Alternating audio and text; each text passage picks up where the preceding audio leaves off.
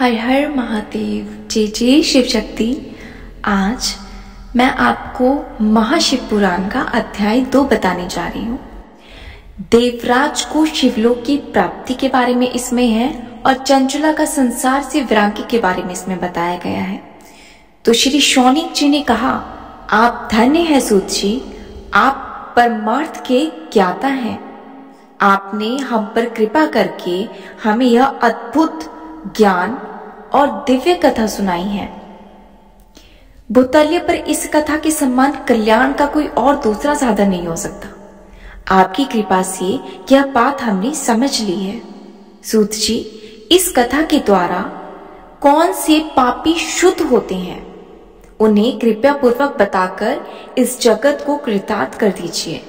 सूत जी बोले, मुने, जो मनुष्य पाप, दुराचार तथा क्रोध, काम के मद में, लोभ में निरंतर डूबे रहते हैं, वे भी शिव पुराण पढ़ने अथवा सुनने से शुद्ध हो जाते हैं। देवराज ब्राह्मण की कथा।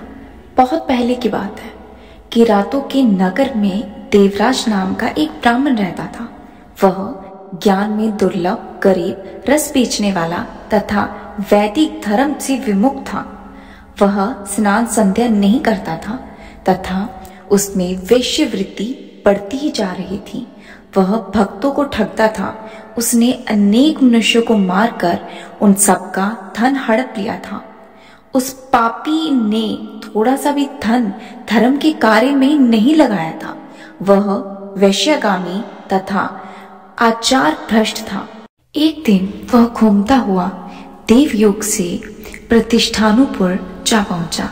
वहां उसने एक शिवालय देखा जहां बहुत से साधु महात्मा एकत्रित हुए थे।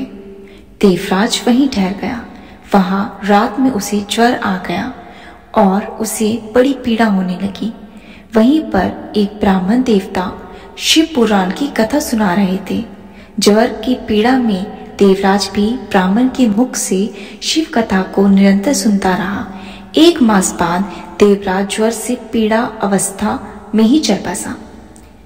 यमराज के दूत उसे बांधकर यमपुरी ले जा रहे थे। तभी वहां शिवलोक से भगवान शिव के पार्षदगण आ गए। वे कपूर के समान उज्जवल थे। उनके हाथ में त्रिशूल, संपूर्ण शरीर पर भस्म और गले में रुद्राक्ष की माला उनके शरीर की शोभा बढ़ा रही थी। उन्होंने यमराज के दूतों को मार पीट कर देवराज को यमदूतों के चंगुल से छुड़ा लिया और वे उसे अपने अद्भुत विमान में बिठाकर जब कैलाश पर्वत पर ले जाने लगे तो यमपुरी में कोलाहल मच गया, जिसे सुनकर यमराज अपने भवन से बाहर आया। साक्षात रुद्रों के समान प्रतीत होने वाले इन दूतों का धर्मराज ने विधि पूर्वक पूजन कर ज्ञान दृष्टि से सारा मामला जान लिया। उन्होंने भय के कारण भगवान शिव के दूतों से कोई बात नहीं पूछी। तत्पश्चात शिवदूत देवराज को लेकर कैलाश चले गए और वहां पहुंचकर उन्होंने ब्राह्मण को करुणा अवतार भगवान शिव के हाथों में सौंप दिया।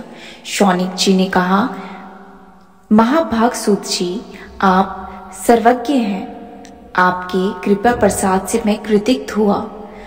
इस इतिहास को सुनकर मेरा मन आनंदित हो गया।